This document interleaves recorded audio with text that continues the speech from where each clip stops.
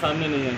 भाई बिहार एक ऐसा प्रदेश है जहाँ पे 3 साल का कोर्स 5-5 साल में कंप्लीट होता है, छात्र सड़क पर बैठे रहते हैं, तो ज़रूर इसमें कहीं ना कहीं तो लापरवाही हुई। कास्ट सेंसस को लेकर क्या जनगणना को लेकर क्या कहेंगे? जिस तरह से तेजस्वी यादव और नीतीश कुमार मुलाकात कर रहे हैं, लंबे समय के बाद बंद करने में मुलाकात हुई है। अच्छा बताइए ईमानदारी से, क्या ये जातीय जनगणना को लेकर बातचीत हो रही है क्या? कुर्सी को बचाने को लेकर बातचीत हो रही है भाई।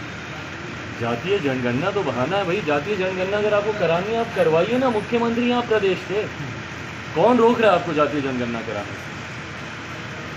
भाई केंद्र सरकार ने तो स्पष्ट कर दिया, आपके घटक दल ने आपको क्लियर कर दिया इस बात को लेकर कि भाई हम नहीं कराने वाले जातीय जनगणना। आप तो गए थे प्रधानमंत्री जी के पास भी, उस वक्त भी आप नेता प्रतिपक्ष को अपने साथ लेकर गए थे। तो आज 1 घंटे तक कमरे में बैठकर आप क्या बातचीत कर रहे हैं?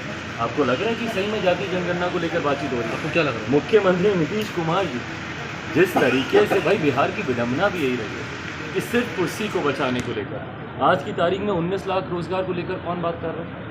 मुख्यमंत्री जी के पास समय है, पैदल चलकर नेता प्रतिपक्ष जी की इफ्तार पार्टी में वो चले जाते हैं, पर ये समय नहीं है कि भैया जो शिक्षक यहाँ पर सर मुंडवा कर बैठे हैं उनके पास चले जाए। उनके पास ये समय नहीं है कि भैया जो छात्र, जो अभ्यर्थी यहाँ पर परेशान हो रहे हैं उनके पास चले जाएँ, पर उनके पास नेता प्रतिपक्ष जी की इफ्तार पार्टी में पैदल चलकर जाने का समय है, उनके साथ 1-1 घंटे बंद कमरे में बैठक करने का समय है। ये बैठक जातीय जनगणना को लेकर नहीं भैया, भविष्य बिहार की अगली सत्ता, अगली कुर्सी को कैसे पक्का किया जाए उसको लेकर ही। आपको लगता है आरजेडी प्लस जेडीयू का ये फॉर्मूला फिर से चल रहा है भीतर थाना में? क्यों नहीं चल सकता? चल रहा है। क्यों नहीं भाई? 2015 में नहीं चला था क्या? और जब उस वक्त चला था तो कितने लोगों को खबर हुई थी? 2017 में जब वापस मुख्यमंत्री नीतीश कुमार जी रातों रात एनडीए गठबंधन का हिस्सा बने, कितने लोगों को खबर हुई?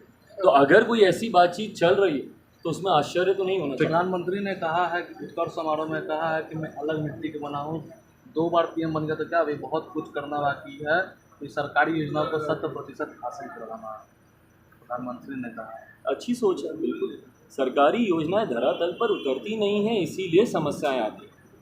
केंद्र सरकार की योजनाएं हूँ भाई, मैं तो बिहार का हूँ, मैं तो ज़्यादा अपेक्षा रखता हूँ। क्यों? क्योंकि बिहार में डबल इंजन की सरकार है, तो ऐसे में तो केंद्र सरकार की योजना और राज्य सरकार की योजना, और भाई बहुत लंबे समय के बाद ये खूबसूरत तालमेल बिहार को मिला। बिहार में अभी तक यही विरोधाभास चलता था ना कि केंद्र में कोई और सरकार, राज्य में कोई और सरकार। पिछले इतने समय से मुख्यमंत्री नीतीश कुमार जी भी जब सत्ता में रहे, मुख्यमंत्री रहे, तो एक लंबा समय तो उन्होंने भी विरोधाभास में ही निकाला। केंद्र में यूपीए की सरकार थी, यहाँ पर एनडीए की सरकार थी, पर अब तो डबल इंजन की सरकार है मुख्यमंत्री जी को। तो ताज्जुब भी कई बातों पर होता है, पर उसके बाद कुछ होता नहीं है।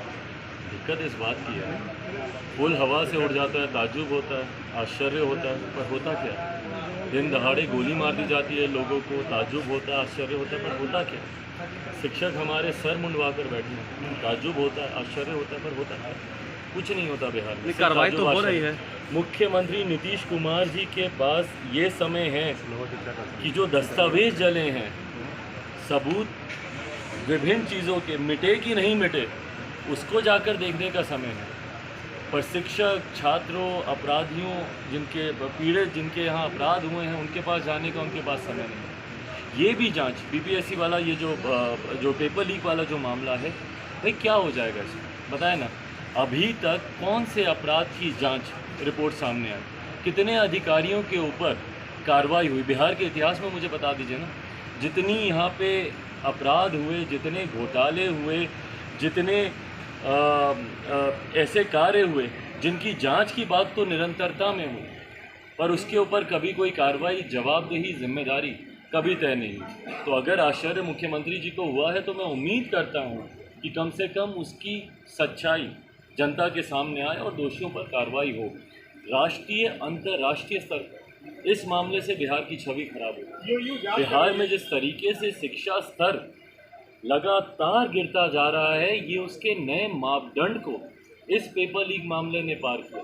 तो बिहार में शिक्षा व्यवस्था, भैया बिहार के युवाओं के साथ आप खिलवाड़ कर रहे हैं, उनके भविष्य के साथ आप खिलवाड़ कर रहे हैं, ये कोई मामूली घटना नहीं है।